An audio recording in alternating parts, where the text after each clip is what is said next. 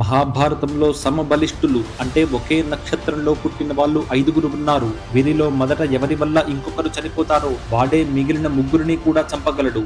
వారు భీముడు, జరాసంధుడు, హిడింబాసురుడు, దుర్యోధనుడు, కీచకుడు. ఈ 5గురులో మొదట ఎవరు ఒకరిని చంపుతారో మిగిలిన ముగ్గురిని కూడా అతడే చంపుతాడని బలరాముడు శాపం ఇస్తారు. అందువల్ల భీముడి చేతిలోనే 4గురు మరణిస్తారు. అలానే మహాభారతంలో సమానమైన బలం కలిగిన వారు 4గురు ఉన్నారు.